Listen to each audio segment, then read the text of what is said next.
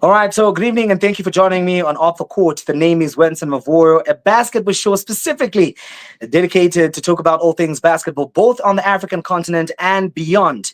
Remember, on this particular platform, we do discuss basketball with a view to grow the game and contribute significantly to the many things that are happening within the world of basketball on the continent and beyond, highlighting some of the progresses to be able to have conversations that enrich and enhance and of course supplement the efforts that are being made. And today is a very special day because I'm hosting a legend in the game.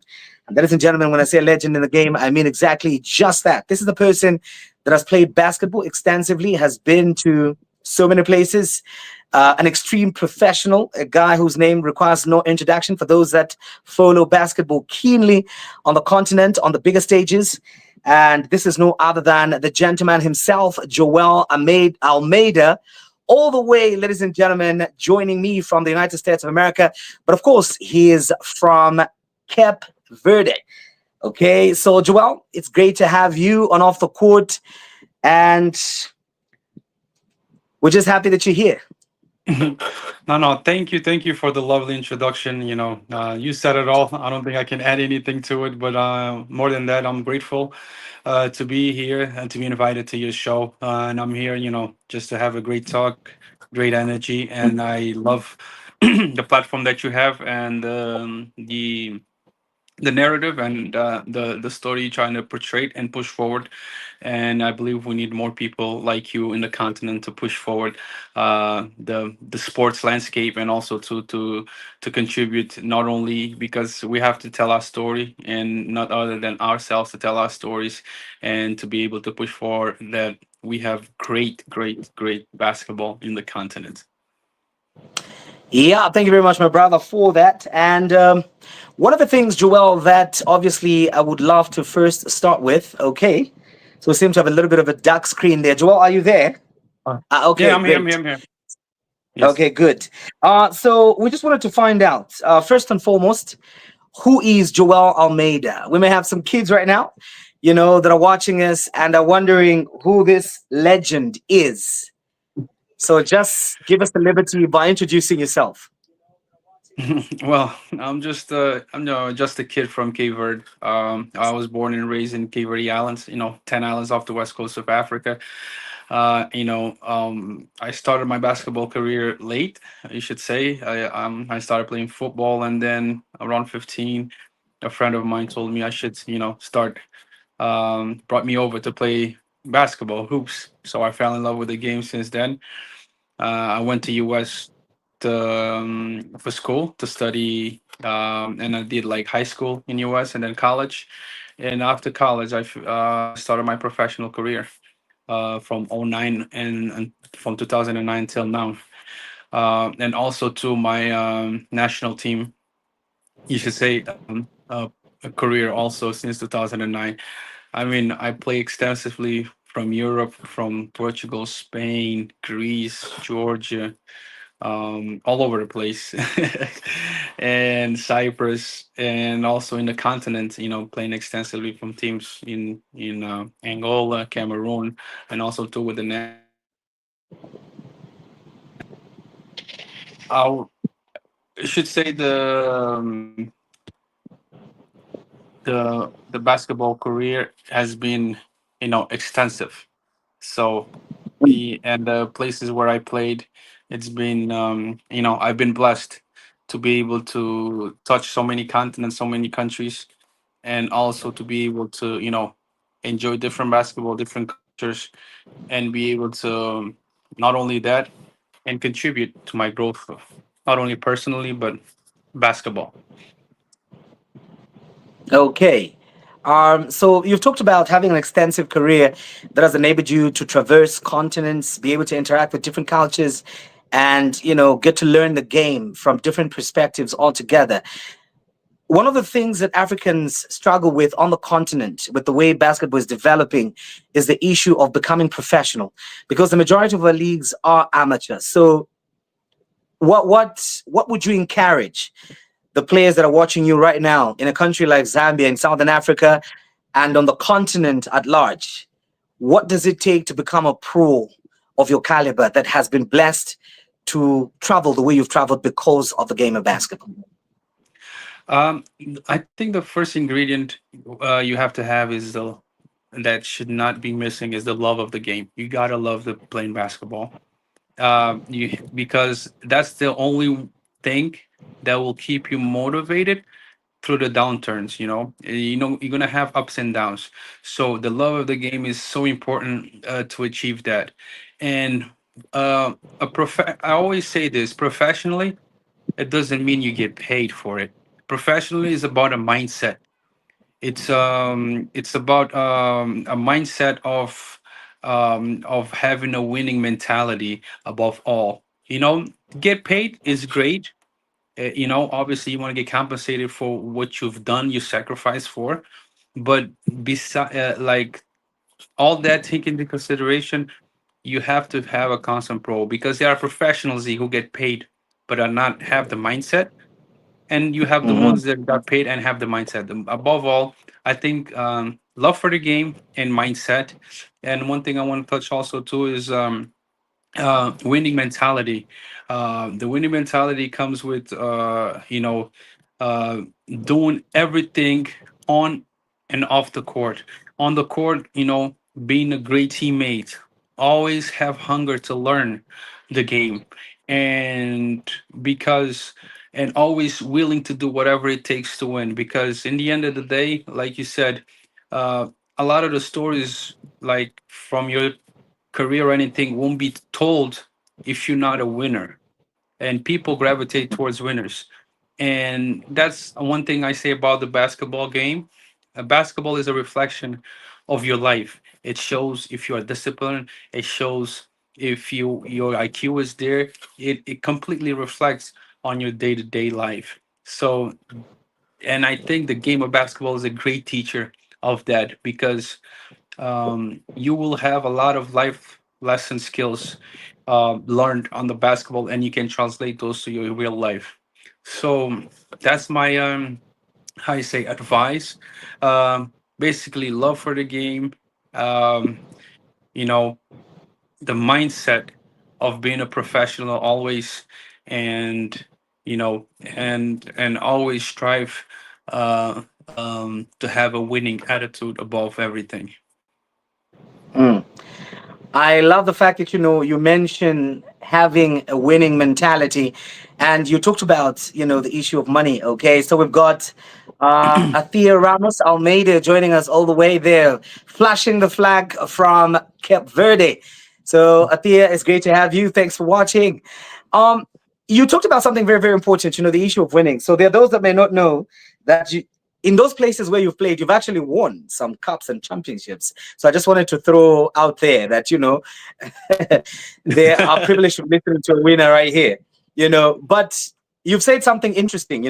This is a debate that I keep having with athletes. Here in Zambia, and not so long ago, I was in Zimbabwe. This conversation also came up. A lot of kids nowadays, physically gifted, they've got the build, they've got the skill, they've got the room to learn and expand their game beyond imaginable horizons. But one of the things that they'll always tell you is, I can't put in the work because nobody's paying me. And then you talked about something very, very important. You said, look, it's important to have a winning mentality because that's what attracts the money. So I just wanted you to encourage young people out there and possibly answer this question as a pro. Do you put in the work first and then the money comes? Or do you wait and just say, well, until I get paid, that's when I'm going to do what I need to do? Mhm.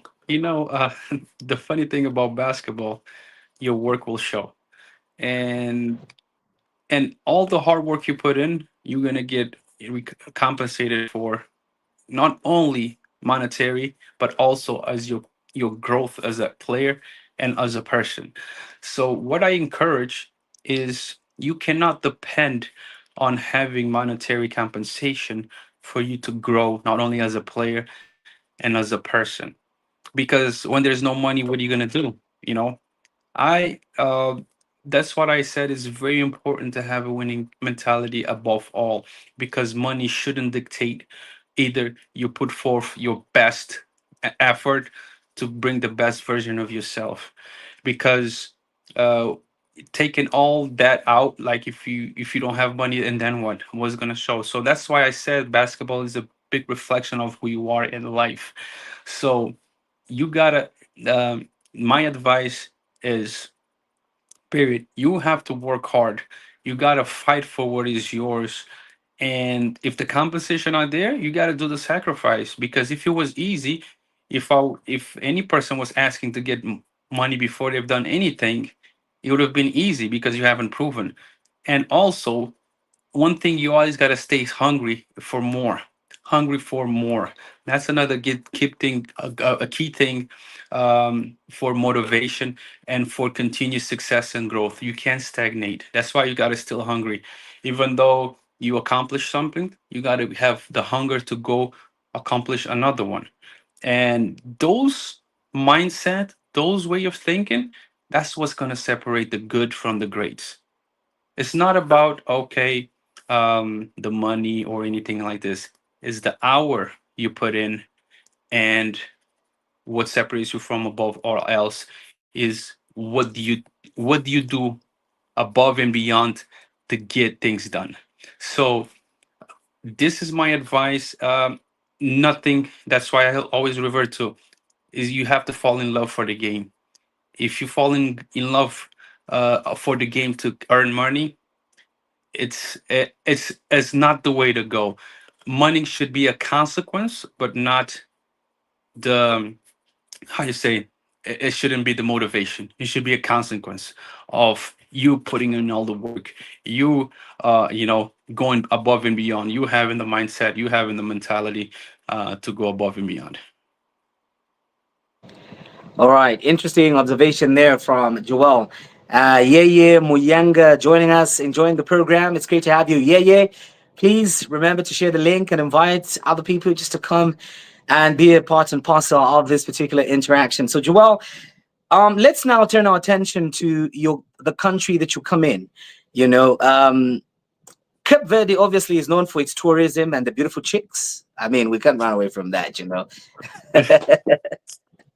Okay, Yeah. but one of the things that we know Cape Verde for is basketball, especially a national team.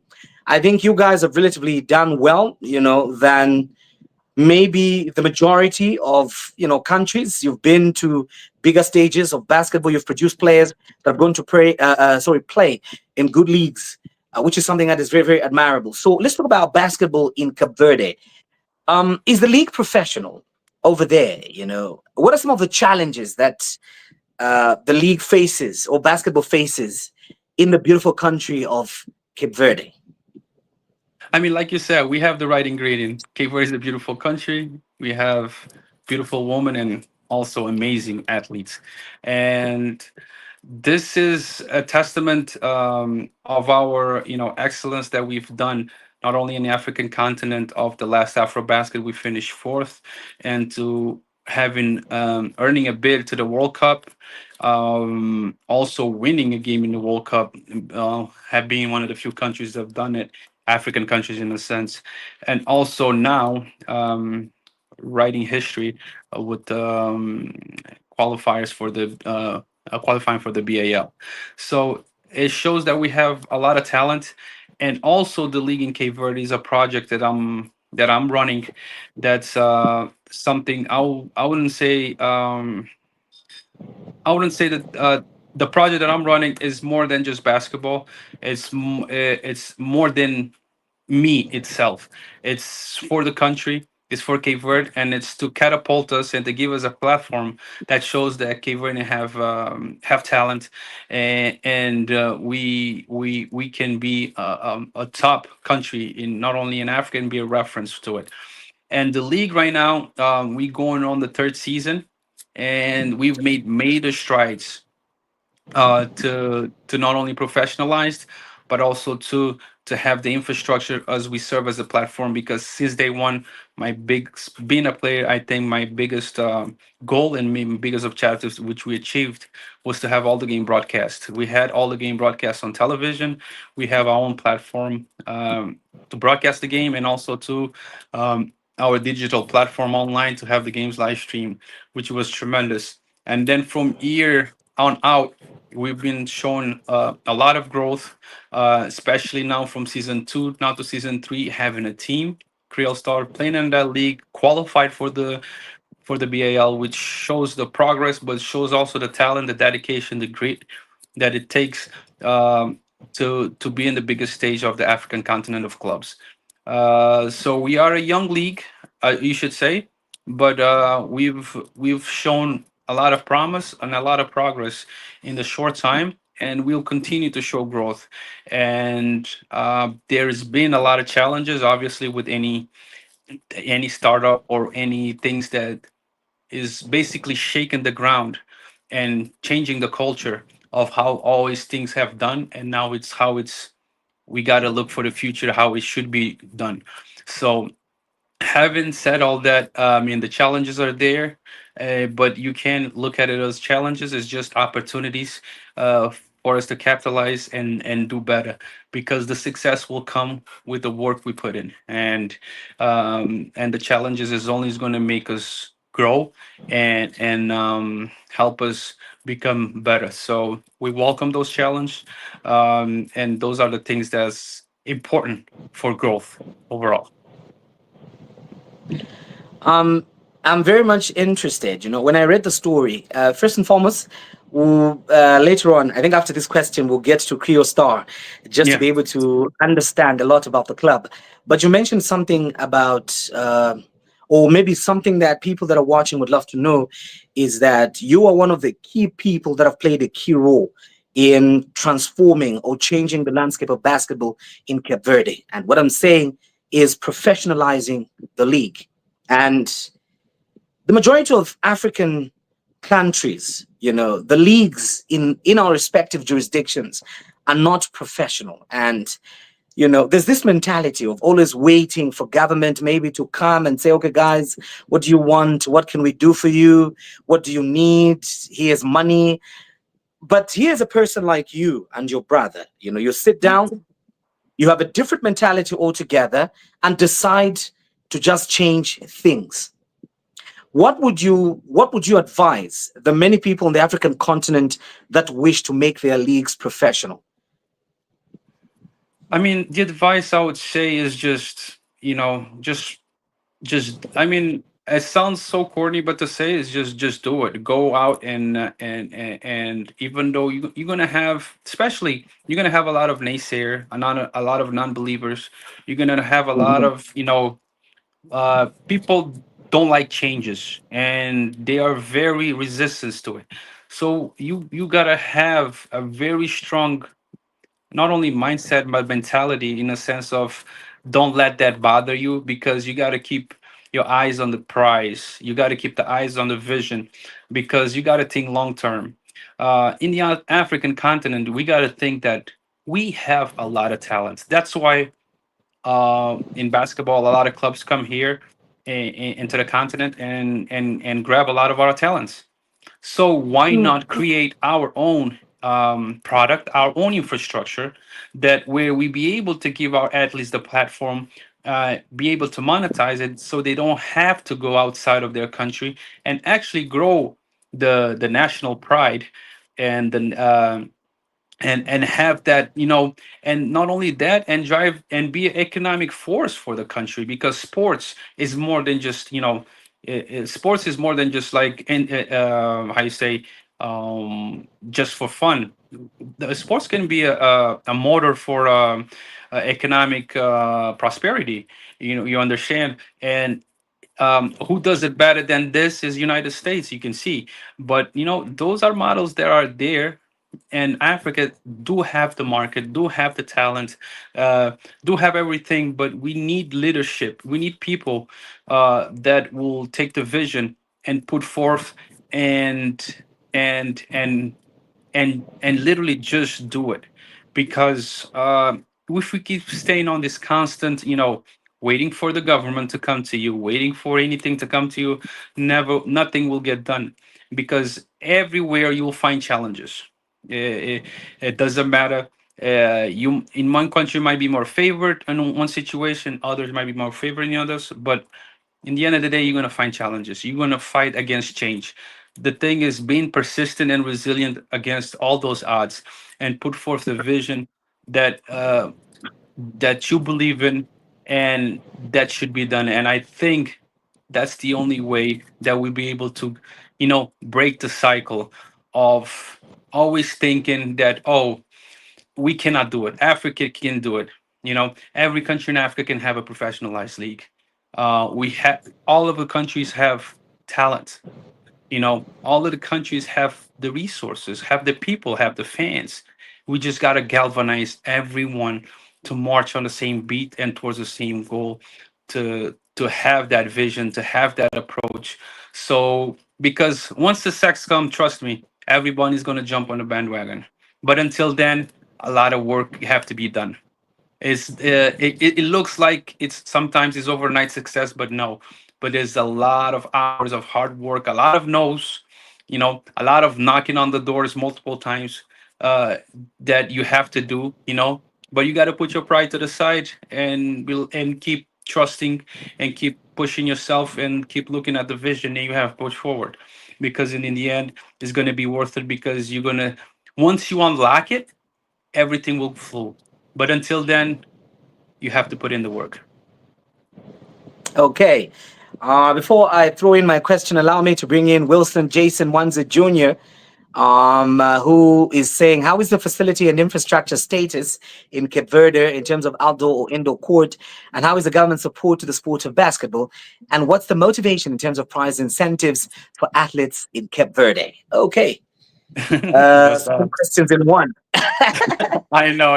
Okay. Oh no, we're happy to answer that. I mean, the facility infrastructure in Cape Verde, we right now with the CBL, the Cape Verdean Basketball League, we playing on three arenas, basically on three islands. All of them are indoor arenas, but it also two outdoors. But mainly, all our league is playing on indoor arena, and there are plans within the government to create more, indoor courts.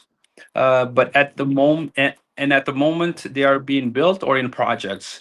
And there's not only just three. There are more indoor courts on on different islands.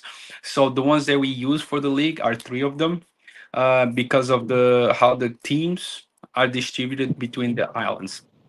And also, as far as government support, I mean, we had some government support as far as like running the league, but it's a constant push. It's a constant, and pushing for, for them to see the vision and the big picture. And Cape Verde, being a small country, small, how you say, as far as like funding, it's difficult, especially when it comes to sports. But that can be a deterrent to trying to achieve what you're trying to push forward. And the incentives and the prize that athletes have in Cape Verde, I mean, we do it for pride. We do it for our country. We do it for our flag. Because just to be, fair with everything that's been going on, uh that's how it's that's how how you say, the state of everything. Any athlete that plays for the national team, and in either sports or anything, we do it for the pride, and we do it for the country.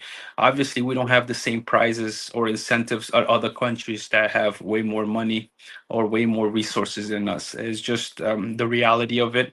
But us, what separates from us is we do it for pride, we do it for our nation, and we do it for Cape Verde. Okay. Interesting stuff there. So, Wilson Jason, obviously you got your answer right there. Let's now go to Kriol Basketball Club. Or maybe before we get to the club, there's one question again that I wanted you to speak to. What kind of programs do you have in Cape Verde? Because I've noticed that you guys have managed to produce athletes that take their talent beyond, the nation of Cape Verde, and they succeed wherever they go. So, what kind of local basketball programs do you have in Cape Verde, perhaps that other people can learn from and be able to replicate and tailor make to suit their country? In Cape Verde, it's talent, almost like you can say it's been very sporadic. in the sense of like you'll will find talents on different islands, but out of out of nowhere. I can give you a story of basically Eddie Tavares. A tourist came and found him, and he never played basketball before, and until he they brought their name to Gran Canaria, and then they brought him in. I mean, I say, and develop him, and he is where he is now. We have another kid now. His name is Wesley Arosa. He's 7'4". He used to be I say in kickboxing. You know, so it's just like some athletes are like we can see the like from random out of nowhere, but also too we have great like you say youth coaches that does an amazing job that don't get noticed in Cape Verde, from like how you say the under from mini basket like under 12, under 14, 16, 18, that does a continuous job of like player development, coaching kids. And that's where we get a lot of our talent pool, from those kind of schools and those kind of programs, because those are able to, we be able to identify pretty early who stands out or not. But that's just a minimum part of it, because they do it without conditions, they do it without support, they do it because of for the love of the game. And I believe with a better structure behind them, and with the better um, how you say resources behind them, we be able to produce a lot of more talent, because we be able to have a lot of more monitors, a lot of more competition for the youth program, where we can not only train, develop, but also identify uh, the next talent. So I think a model that can be replicated, it's work a lot with the youth programs, like from under 12, 14, 16, 18, 19, just to have coaches and monitors that can develop uh, and develop the talent, not focusing much on winning, but actually developing as a player, because those are the most important years of a player, I say career, is the early stage. And if we have good fundamentals from that on, have good, how you say, development from early on, it's only gonna grow to be bigger players and better players when they throughout their career. An important point that you've raised again for me is the issue of structure that should be able to, you know, oversee, supervise, and be able to provide the necessary leadership that again you earlier mentioned. So I think it's very important that the countries that are watching right now, that wish to professionalize their league or just improve the quality of basketball in there, people have to be willing to take leadership like you did, Joel, for example. I mean, you could have easily been part of the people that complain as to why basketball is not developing in Cape Verde, but you decided to do something about it, given the opportunities and the platforms that you were fortunately exposed to as an athlete. So I think this is something that people have to learn, even as we are interacting here, that there is somebody who did not just complain about the problem, but decided to do something about the problem. Now, let me come to you, athletes that have had the opportunity to go out there, play, learn, improve your game, get exposed to the best facilities, programs, coaches, and guidance, mentors, and all these things. Do you come back to Cape Verde and, say, conduct clinics periodically to be able to support the development that you spoke about? No, this is a great point that you brought forward. I always go back to how I got to be a basketball player, and why giving back is the natural way, and the way it's supposed to be. Because for me to be here, a lot of other athletes, Cape Verdean athletes, paved the way of even harder situations. And for us to be here in this position, we only got to set the ground and leave a legacy that the future generation can, have better, I say, better conditions, better. You should say a runway, because the generation before us was pretty hard. Our generation was pretty hard. We just trying to make it that the next generation be prepared with the right tools to face the challenges that's going to come ahead. We cannot eliminate everything, because we cannot also look at challenges as something bad. Is part of growth. You're gonna find obstacles, challenges, and that's what's gonna make you mature. That's what's gonna shape you into even better, because you learn a lot from lessons from losses than actually from winning. But this is how I see it. And giving back is actually coming back. Doing clinics. Even when I go back, um, I try to pass on my knowledge, pass on my experience to all the basketball players that we play pickup against. They'll go to the gym with me, trying to instill that that mentality. Take care of your body, always go to the weight room and keep your body in tip top shape, so you can be strong faster, and also helps you your longevity and be able to perform better on the court. And then going on the court, getting shots up, what to work on, the skills, and also to the IQ of the game, how to play the game the right way, their positioning, everything like this. So I only trying to pass those experiences, so they can better get the tools to be better equipped for them to for me to get here, someone also to pass along those things. So it's only right, and it's only fair and the right way to pass along those things, to be able, so the next generation be better, because that's the goal. Every future generation has to be better than the previous one. And it's not about your ego or or anything like this. It's about setting your legacy, setting the precedent that every generation going forward needs to be better than the previous generation, and keep growing, and keep almost like we're passing on the baton. And so they can have a better be a better player, be in a better situation, don't go through the same mistakes that you've gone through, and trying to make them aware of everything. So that's my way of going about everything. So I believe that's the only way to. Okay. So another interesting stuff about you is that we celebrate LeBron James, obviously, for being 39 years old and still playing the game of basketball. And here you are, 39 years old, still growing strong, old man on the floor, you know, putting in the work. And what does it take to be 39 years old and still play at a high level? I know some athletes.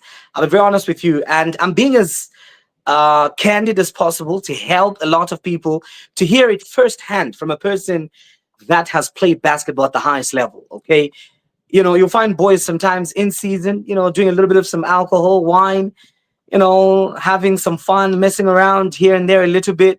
What keeps you in shape at age 39, still getting quality minutes, not only at a high stage like the Basketball Africa League, but at the World Cup stage when it comes to the game of basketball? What keeps you in shape? What do you do? I mean, it's I've been putting in years, always gym that is is working out body. The most important thing is now prepare for a long season, but also for the years to come. The other part is preparation. Also to with the weight. I don't smoke, I don't drink, so that helps tremendously on recovery. And actually getting sleep is important. You get at least your 8 hours of sleeps and the nap during the day. Sleep is the best recovery for for your body. Taking care of your body, learning about your body.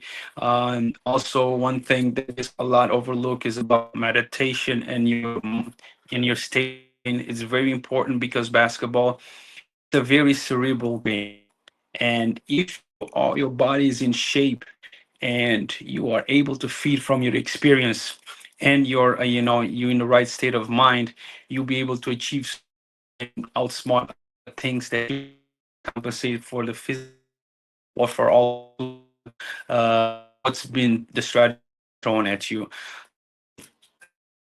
Have to train it. Your mind is about how your body you got to change your mind also to off the court, through meditation, also through, sets, motivational videos, things helps your mindset, helps you be in the right state of mind to face challenges in basketball court, in your life. Be a great student. That's I think watching film and not just watching the game, but analyzing every player, why they do this, why did this team do this, like game strategy, watching a lot of the scouting videos, and you be a student and you ask questions. That's what's gonna really get you. I think I used to call it's an overall approach for everything from mind, body, and your soul, and I think that's what kept me going.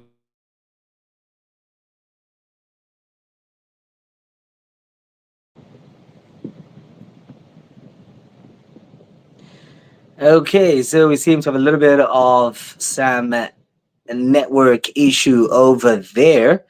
Okay, but I am talking to Joel Almeida all the way from Cape Verde. And of course, he's sharing lessons that he's picked up through his basketball journey. And we intend to also delve into how the debutant Kriol Star Basketball Club was able to pull off a surprise, history that they made at the just ended Basketball Africa League Elite 16 tournament that was in Nairobi, Kenya. And of course, one of the things that we intend to be able to get or derive from this particular conversation is the issue to do with what are some of these structural changes that had to be made when they were forming Creole Basketball Club. What is it that they did to be able to, you know, make things different? Joel, are you with me again? Yes, I'm here. I'm here. I think I don't know if it was the connection, but I kind of almost reset it. I think it was saying something about the internet connection. Okay, yeah, Sorry yeah, about yeah. that. It was actually the internet, but now you are back loud and clear. So there's a question for you on the screen, as you can see there. Joseph Nyangu says, "How have former players like Mario Correa, if I pronounce that correctly, helped to pave way for basketball Mhm. in Cape Verde?" No, I say Mario Correa had a tremendous and very crucial role on what he played in Cape Verdean basketballs going forward, especially most recently with us being in the World Cup. It was thanks to him and his how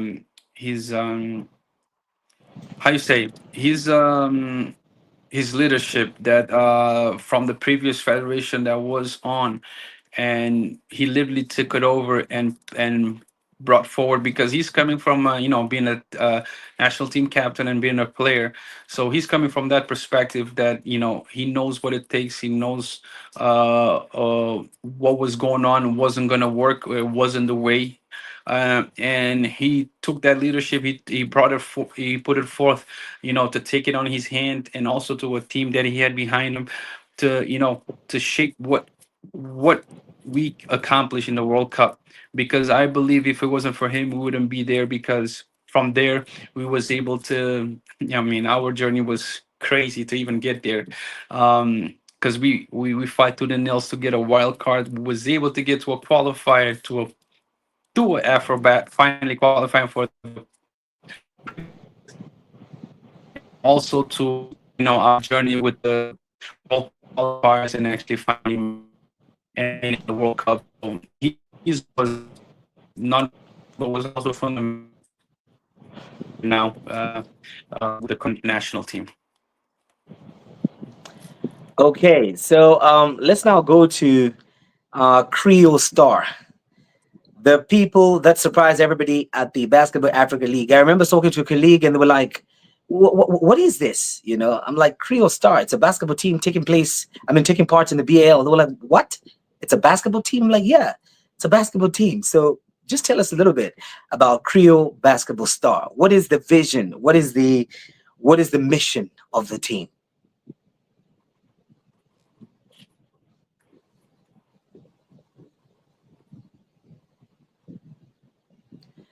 Can you hear me? Yes, now I can hear you, though you've You have frozen. Are you able Can to you hear hear me? me, Joel? Yes, I can No, no, now. I'm here. I'm here. No, no, I heard the question. Okay. I was just making sure the connection was good before I start answering. No, I mean, Creole started as a project with me, my brother, and other, athletes and personalities that we start as a foundation, basically a way of giving back to our society, to our communities in Cape Verde through basketball and football. Also, a lot of football players were involved, and we did a lot of, we've been doing a lot of community work, a lot of also too, events, basketball events, tournaments, and what we was trying to do is not only promote the culture of Cape Verde through basketball and through sports, and that was our brand, because Creole Star means, like, Creole means Cape Verdean. It's our, basically call it our nickname, and stars is like stars because everyone is like stars. I believe everyone has stars in what they do, so that, hence the name Creole Star. Cape Verdeans are stars. So though that's the naming behind it, and also too, uh, for years, since I started the project CBL, we've been pushing to have a K14 team compete, and our goal, to put forth a quality team that we're able to compete and qualify for the BAL. We was able to have an opportunity, to get like an invitation through the road to the BAL. Um, and we was able to compete in this year's competition. But it's been a year on work and trying, and we finally was able to, not only put a team together, getting the infrastructure together to be able to push forward, to go to the BAL. And on the first try, we played against two very quality teams that ended up qualifying for the BAL, and then we had a second chance. They invited us to get a wild card to go play in the Elite 16 of the East Division, and we learned a lot from our first stint on the group So, phase. Joel, And Joel, just for the record, when you talk about the first stint, you played in the. Uh, the is it the which one? Is it the the East West Division? group, no, The the West West Group. group phase, the West Okay, group phase, yes. so tell us about how you guys performed over there, because I want people to know, so they can understand what it, just how amazing it is for Creole Stars to be able to achieve this. How did you perform there? And then you can proceed to talk about the Elite 16. Okay. No, what we how we performed, we finished with two losses against two top teams. One is against Stade Malien, and the other one was from Al Ahly from Libya. And the first game we played against Stade Malien, we was playing well, but in the end we almost like we fell apart. We was winning by almost like 15, and then in the third and fourth quarter was very, like, we fell apart and we lost the lead. We lost that game. On the second game against Al Ahly, which is a very great quality team, we started out well, but then also too we fell apart, because once is the inexperience, obviously first time playing in this kind of tournament, and also two, we had a short time to put everything together as far as preparation, for the teams to be there, to go there and compete. But I it's not, same. I don't like using that as an excuse or anything like that. But it was just, that was the situation, that was the moment. Everybody was there, so we had to do what it takes. So then we was able to get a wild card to participate in East, because of, some teams fell off, they couldn't go, and they invited us because they saw the potential. I mean, obviously I believed that our performance wasn't a reflection of what our team can be and our potential, so they gave us a second chance, which we was very grateful, and I think very impactful. We also, with that, we learned a lot from what we've done, not only on the player signings, on bringing in quality players. We reinforce not only our national players, but also too with our imports, and we put forward, um, a different approach, different mindset. Not different mindset because all my mindset was the same, but more focused. And in this competition, it's about resiliency, grit, and wanting it more. Because this competition is like you have high level teams there, and what's going to separate you from anything is who wants it more than the other. And we went there, we fought for the wins that we got, and on the decisive, we wanted to put ourselves in a position to be able to play for that, for that, to get that pass to go to the BAL. We was able to secure the wins that we were supposed to, and then that game, the semifinals against a top team, Urinami, very stacked from being undefeated, to be able to pull up a great upset, which shows a lot of our resilience and our grit that we had for 40 minutes. So something that we didn't had on the previous window, we was able to learn from it and sustain it, and was able to close out those games. And that was very, I mean, that win was as much as a historic and a very turning point for Cape Verdean basketball, because that one puts us in the biggest stage of clubs in the continent, and it only gives us the credibility and the and proof that we belong, and also to that the choice for FIBA to place us there, giving us the wild card, was well deserved. Okay, so obviously, congratulations for the feat that you guys achieved. And I have to be very honest with you. When somebody asked me about your group in Nairobi, they were like, "Okay, so who do you think is going to win that group?" I was like, "Come on, obviously Oilers is winning that group, and Thunder will win." The Cape Verdean team, I mean, they played well in the first game, but I don't think you know they've got what it takes. But you shamed all of us, the non-believers. I mean, that's the beautiful part of basketball, man.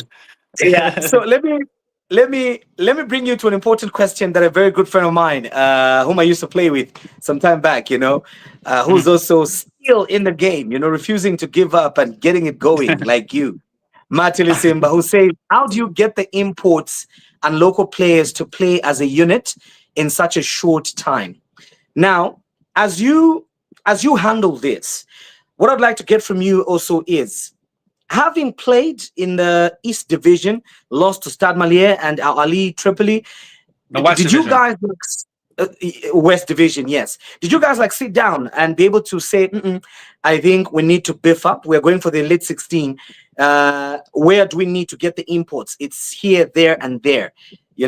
How did you guys figure that out? Because I feel a lot of teams sometimes make a mistake when it comes to that. To tell you the truth, we had 7 days to put everything together.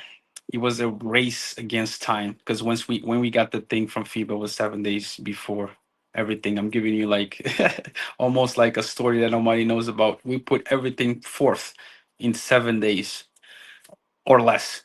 Um, the From when we came back from the competing in the West, came back with with the coach and the president. We brainstormed, we talk about like everything that went on, and we like, listen, let's keep our options open. Talk to FIBA, say we are open to play whatever they, if there is an opportunity, we'll go. And in our end, me and coach has been always in touch. Like, okay, what's next? What we can do to improve the roster? And we was able to find, like I say, players that fits in the mold, the style of play we're trying to play, and also to the mentality was very important.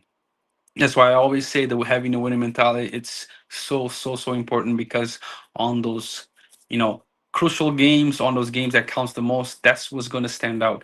And who's willing to do the nitty gritty things that needs to take to be get done, being a star in your role, everybody accepting everybody, and being happy with success of not only individuals but also to as a collective, as a team. Because always say, we playing for a country, we playing for pride, and we playing to write history.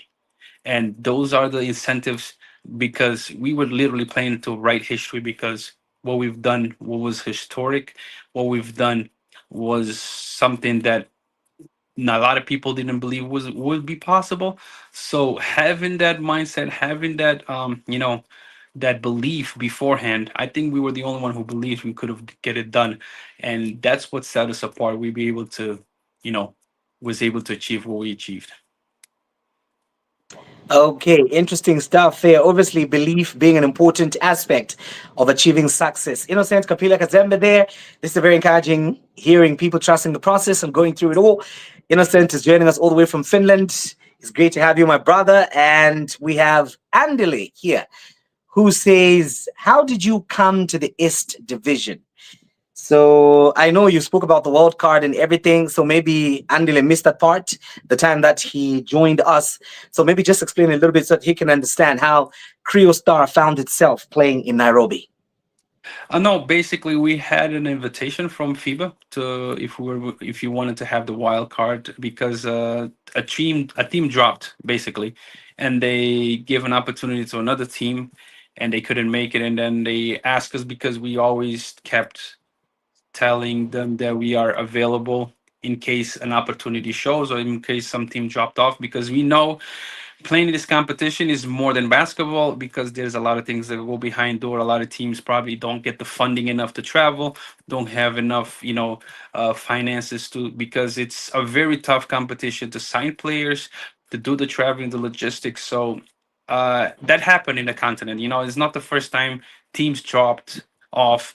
It's not the first time that other teams was given the opportunity and couldn't go, and it's not the first time because also too, FIBA had to have teams there. You cannot have groups, without the right amount of teams.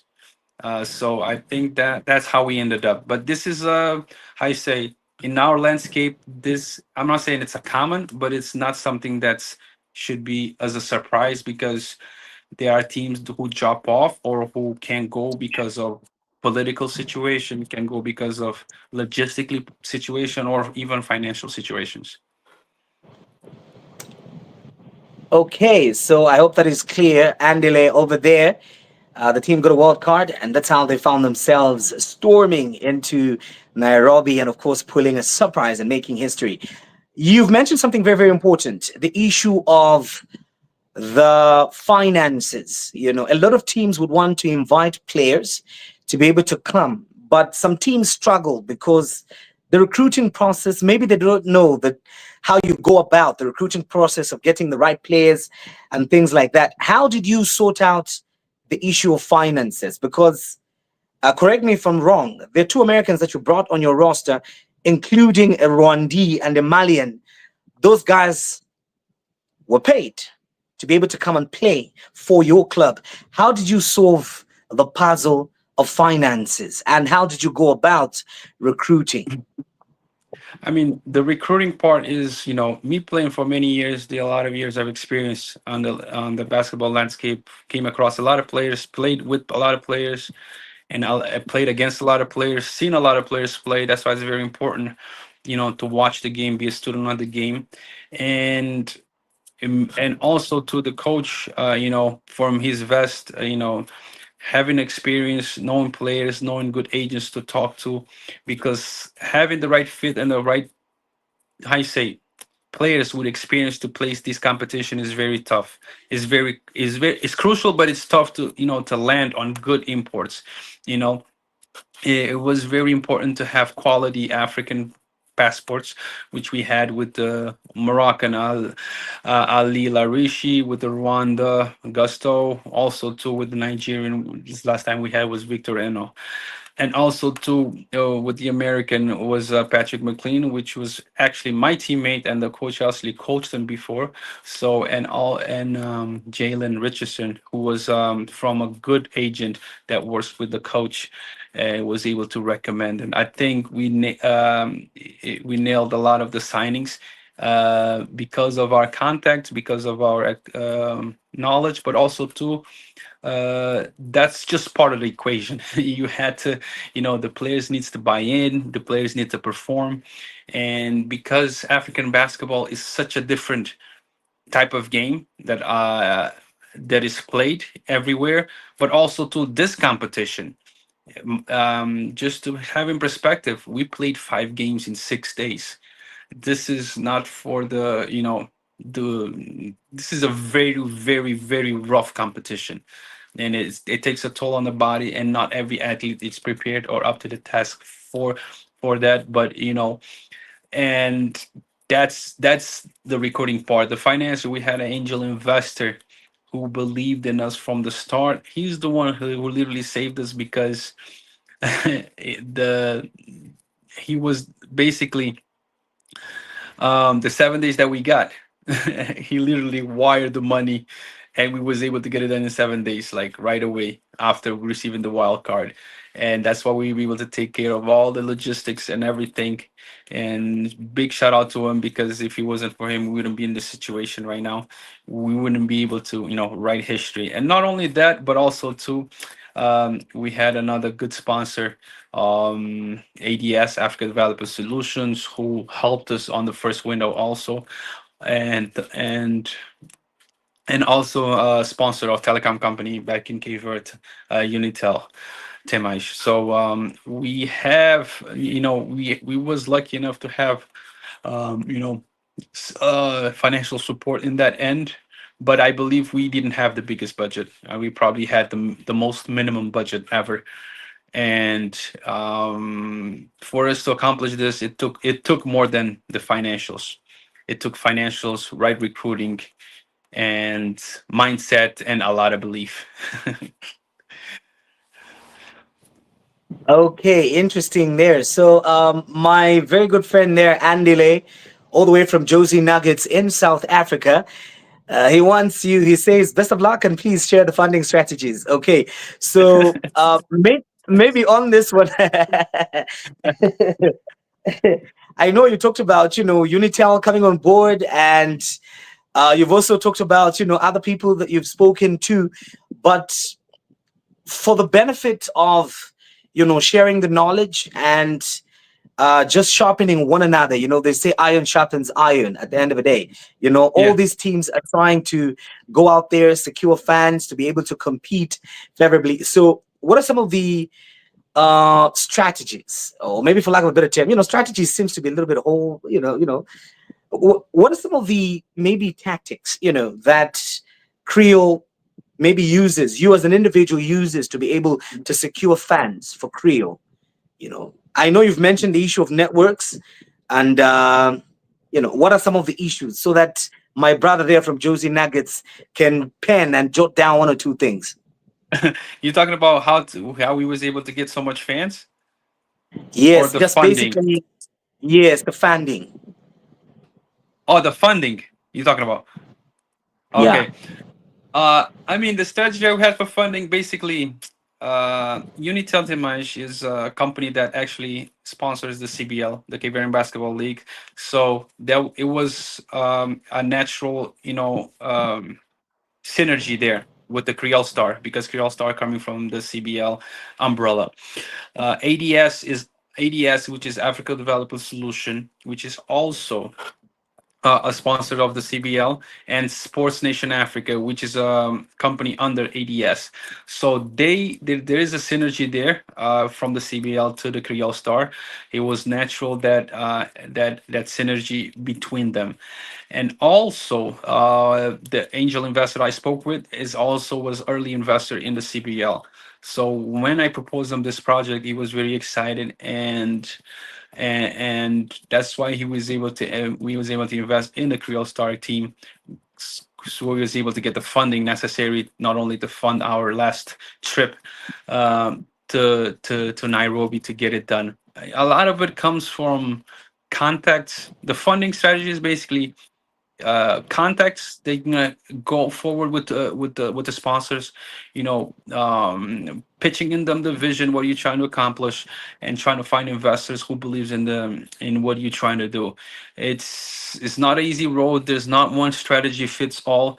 You gotta kind of be adaptive. We gotta try and turn every rock. Sometimes things come from unexpected ways, and also too, and and and don't discard also to small companies in your country. Sometimes if you get 20 companies to have $1,000, you get 20K, or instead of trying to go for one fish that gives you 20K, something like this. So different things that you can do, not only to create those kind of dynamics, because funding is basically the key driving element to get everything, because with the money you can be able to move. Otherwise, it's going to be very tough. It's going to be very tough to move, especially logistically wise, or even paying for the players. Okay. Okay, so obviously, I believe Andile there got one or two things. Now, you mentioned something very, very important. The issue of an angel investor, and also, synergies, creating, sustaining synergies that ultimately lead to revenue inflow into clubs. Now, for revenue to come into clubs, obviously there has to be structure. You have turned Creo Star, or made Creo Star, with the help of your brother and other people that are doing a tremendous job behind the successful running of the organization, into a professional basketball club. So tell us, how important, what are some of the things that you did to be able to make Creo Star into a professional basketball clubs? Because some people have had an opportunity to speak to investors, but when investors request for certain things to do with the club, all they discover is that the club is not professional. For example, the club account is registered under Joel Almeida. The Mhm. beneficiary of X and Y is Joel Almeida. So, how does somebody trust you with their money? Because, at the bare minimum, people expect an organization that is professional, that provides for mechanisms for transparency and accountability. So, how did you do that? It comes down to the CBL. The Cape Verdean Basketball League is a corporation, is a company created in Cape Verde, and also with a U.S. branch in the USA. And what we've created is the mechanism of a corporate structure where the CBL as the umbrella company, and Kriol Star as basically a company or club under the CBL, and under that umbrella, that's how we create. They have their own bank account. Everything that comes in, it gets funneled to the Creole Star for the specific tasks that it was at hand, basically playing on those two windows of the road to the BAL, which you had a lot of um f- uh you know logistically expenses, you should say. Everything was accounted for, the tickets, the flights. I mean, the flights, the hotels. You have to pay FIBA licenses. You have to pay for visas to get in those countries. You also have to pay the contracts of the players. Also, everything that goes in, it's all accounted for. And also everything that's comes in, almost having a good treasury, that everything, all the money that was put forth, uh, it corresponds to what was set forth in the budget and what was spent it on. Okay. Okay, so we've got Innocent over there who's saying, how did you guys manage to stay in shape despite the World Cup coming in? Okay. Secondly, how does your media team? Okay, this one I'm interested in because I'm in the media as well. Yeah. So it says, secondly, how does your media team keep the news afloat to advertise and also reach to more players outside? Last but not the least, congratulations on your wins and great performances in the just ended tournament. So let's talk about the media. And by the way, on this one, allow me to congratulate you in front of everybody that's watching us right now, because it's not easy sometimes to reach out to people of your caliber and say, hey, I want us to be able to just encourage people on the continent to talk about your journey in basketball and be able to share one or two things that would not only benefit the players but the executives that are watching us right now and learning from you. And you saying yes to me, just signals a lot about the value that Creo Star places on media. And I can simply say that, their brand is in safe hands. So they shouldn't be surprised when they see a lot of Zambians writing about Creo Star. It's because the ambassador is right here. The ambassador is right here, man, representing the club and ashamed. So how important is the media in your journey? And this is a very important question because, you'll find that whenever teams sometimes, and I'm not saying this for myself because I'm one person that, whenever my team is traveling to play out there, if I have the means, I would rather pay for myself and be able to accompany the team and cover the team, pressure free and do the job because it's what I love to do. So, how important is media when it comes to an organization like Kriol Star and the journey that you've undertaken? By the way, for those that don't know, Kriol Star was created in 2024, so it's barely a new team. Okay, so how important is the media? Because what we see, Joel, is that media is among those that tend to suffer, half the time. Whenever there's a trip and funds are insufficient, they'll say, you know what? I think if we cut a doctor, FIBA will finance. If we cut somebody else, we can't leave the coach and everybody else. So to hell with media. But how important is media? Man, you touched on a very important thing, which is media, and then actually having a platform to tell our story and have our narrative. I want to congratulate our media, everyone that's been behind it, especially Althea Ramos Almeida. She was tremendous. She's done more than the media. She was everything behind the camera, in front of the camera, filming everything. You know, what she's done was amazing. Posting, making sure our social media was running properly, and also to our graphic designers in the background, we can't forget about them. They doing the work remotely, but a lot of things getting thrown at them. Because basketball is a very fast-paced game. It's things needs to get done instant. So big ups to them, and not to say like Althea, which is our head of media, has been amazing what she does, and that's what telling our story, and being able to document our whole journey was very crucial from the start. Just a little preview: we're gonna have we're working on a docu series about our journey to launch soon, so be on the lookout for that. But also the media that she's done was tremendous. The graphic designing and integration. We did filters for every game. We had filters now. Yeah, now with mentioning our sponsors. So this is very important, not only on attracting the sponsors and giving them visibility, but also to creating the brand so people can recognize. It was very important also to give the fans like almost a behind the scenes. If you notice on our stories, we had like warm ups. We had inside the inside halftimes videos. We can see the highlights of the teams, like a lot of unfiltered stuff that goes on behind closed doors that fans don't get a chance to see, but is through the lens of the media was able to have a sneak peek. And obviously they're going to see a lot more with the docu-series we're going to launch soon, probably in 2025. More information on that to come. But media plays and does have an important role.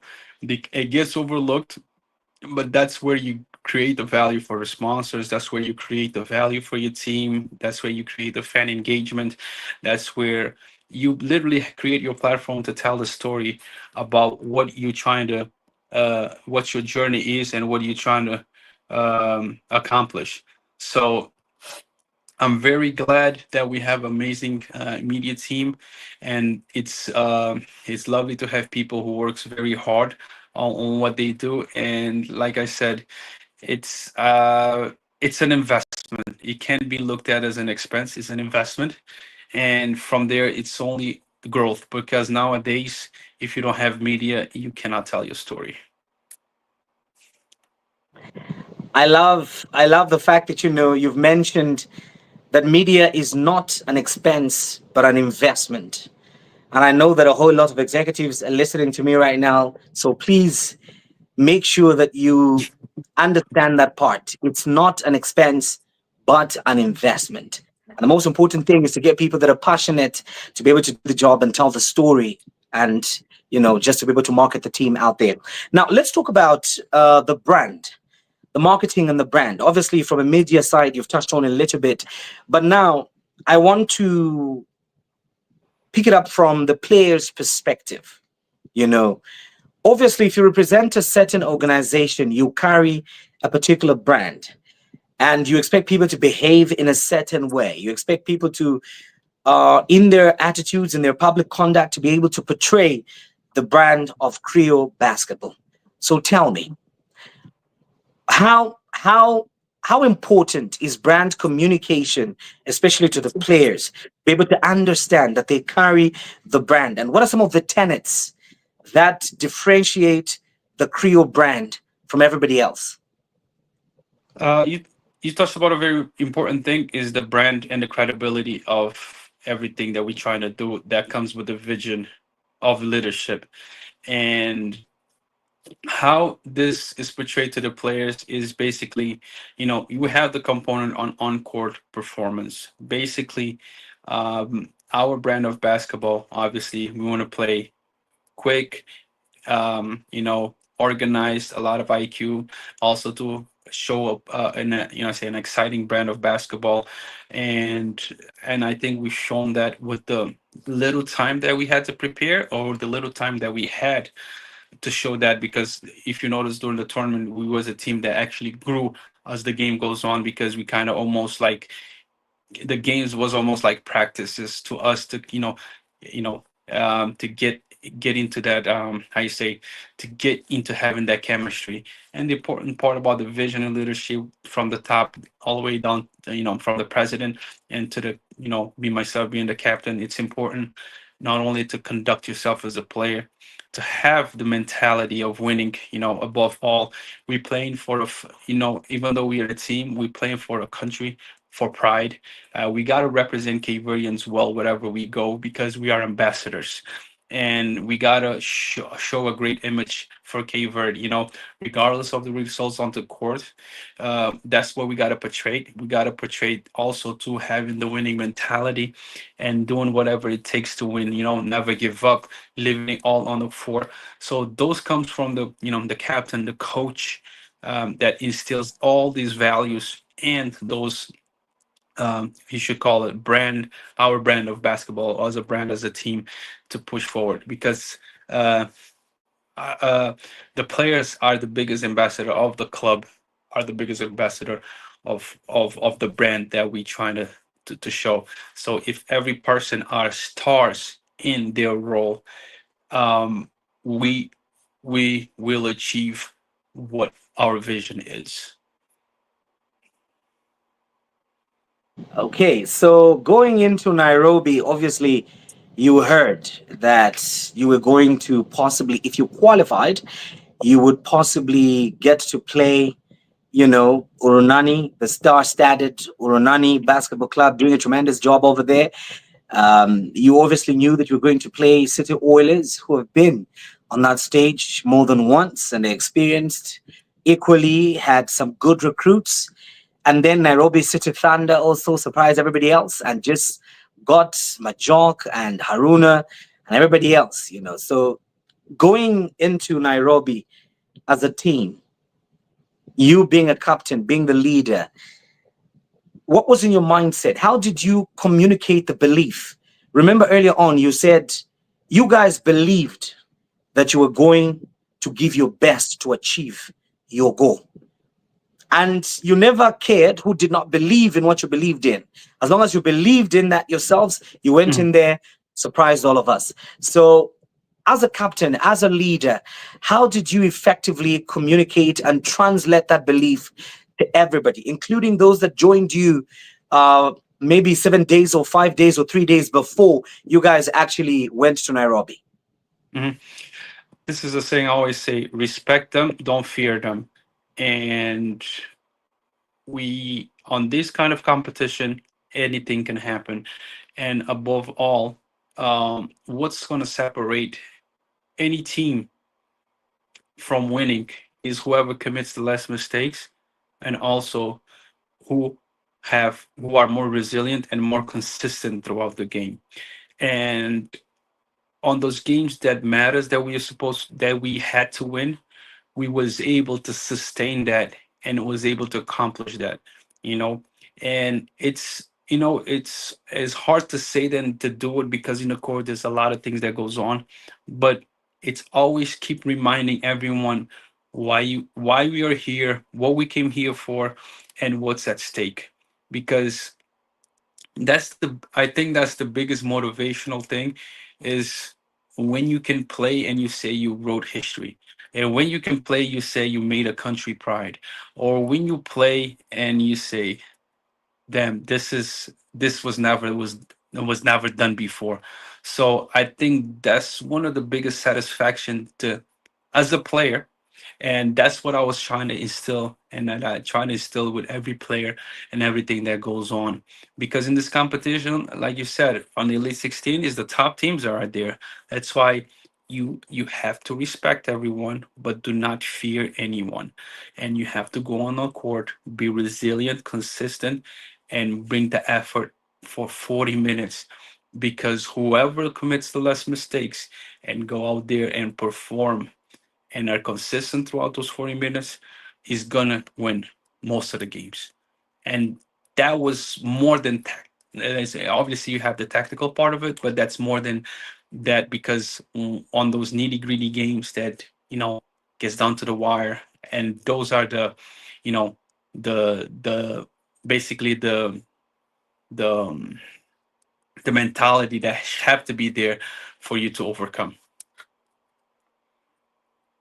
Interesting stuff over there. So, Joel, obviously, I have to let you go and give you time to be able to attend to other things. And No before I problem, do man. that, yeah, before I do that, what is your last word to these categories? First, the players that are watching you right now that have a dream to be able to play pro basketball and perhaps, achieve what you achieved, go to the many continents that you've been to be able to play the game of basketball. What is your last advice, a word of advice to them? And then, secondly, having been actively involved in founding a basketball club and then making sure that it becomes professional, what is your advice to administrators in that respect?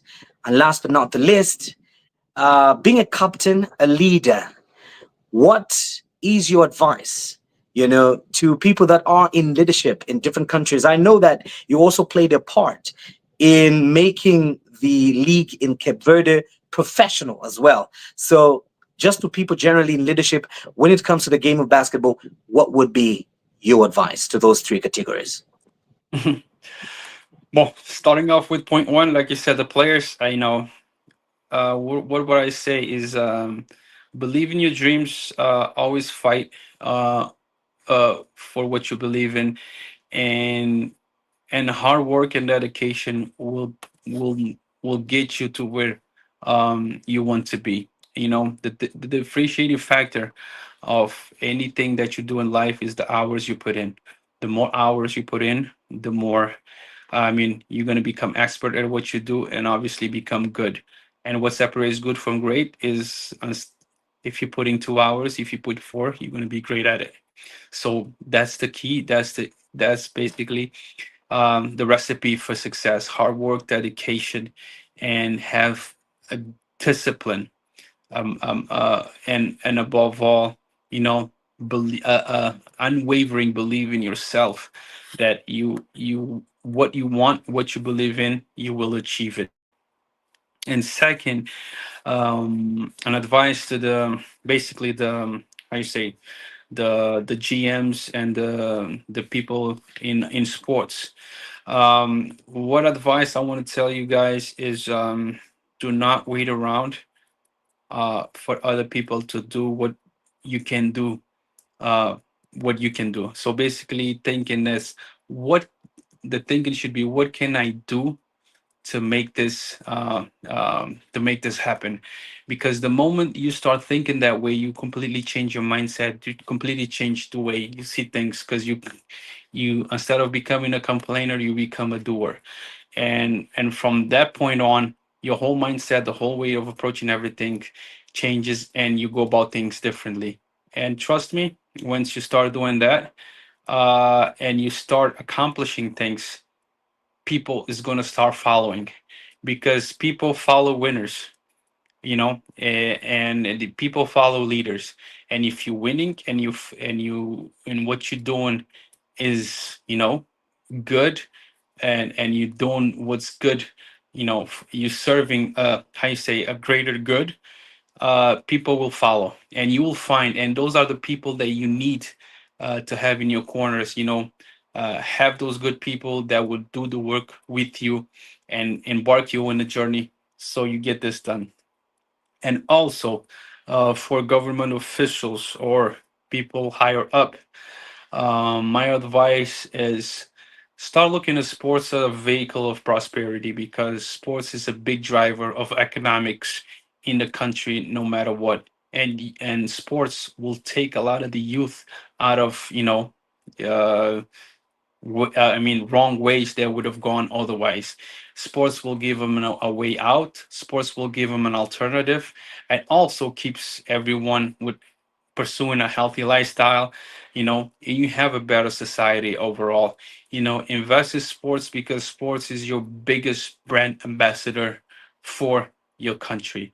Because when you have successful players playing abroad, when you have success on what you do, even in your country locally, you will be a beacon of hope, a beacon uh, of success that other people will try to emulate and then trying to accomplish. So be the driver of economics in the country, being the driver of belief, being the driver of success that will always will follow with anything that you do that's for the greater good and the greater for the society. All right. Thank you very much, Joel, for coming through. I really appreciate you sparing time just to be able to interact with us and be able to share not only the story of Kriol Basketball Club, but also your personal journey as well. Some of the things that you've learned that made you into a pro basketball player that created an array of opportunities in different continents and top flight teams, winning Mhm. championships and all that. And also, for just being able to come through and share, knowledge that can transform teams, that will take serious and apply some of the things that, you've shared. And by the way, your brother from Malawi, Griffin Kalua, texted me Oh, earlier on Griffin. and said, Much love. yeah, yeah. Griffin texted me earlier on and was like, "Yo, I've seen you will be hosting Almeida on the show tonight. Please pass my regards. He's a great gentleman." So I'm like, "Whoa, that's great news." So even Malawi, I know, was watching keenly and learning from what you were sharing. And to those of you that came through from social media, interacting and following the conversation, I hats off, appreciate you. Althena Almeida, Step Back with AIB, Joseph, Wilson, Ellen, Mate, everybody else that tuned in and was able to ask their questions, interact with a great mind in basketball just to learn what they can. I really appreciate you. And you guys have exemplified, I think, a point that you made earlier on, Joel, when you said one of the things that leads to a great athlete or ultimately a great basketball administrator is one being a student of the game. Learning does not stop. So you guys have demonstrated your hunger and passion for learning, obviously will help to transform basketball at whatever level that you currently are. So I salute and appreciate each and every one of you. And to those of you that joined in and were silently watching, like monitoring spirits, not saying anything, I equally appreciate you. I equally appreciate you. I love you, and I'm glad that you were there watching and just being part and parcel of the conversation altogether. So on Thursday, again, I'll be back with another episode on Off the Court. And on a Wednesday, I think by tomorrow, I will be able to post a poster just to give you just to be able to give you insight on who I will bring and what exactly we will be discussing on Thursday, same time. So to everybody else, good night. And from you, Joel, please, you can say good night to the Zambians and the Africans and everybody else watching, the Cape Verdeans. All right. I mean, thank you first of all for the invite and for having this amazing conversation here. And thank you to all the African fans, everyone everywhere in Africa and worldwide. We are here. And also to, one last thing I want to leave everybody is not about what you have in front of you is about the mindset. Let's change the mindset. Let's change the culture, and let's do it and not wait around for others to do what we can do for ourselves. So let's go out there and be leaders. Every one of us can be leaders in our own and be stars in our own roles. So that's what I want to say. And I hope this can, motivate and incentivize people to go out there and do great things for Africa, because our time is now and our time to succeed. We have everything that it takes and it needs to be a success story. Right. Thank you very much. Precise, concisive, and of course, inspiring.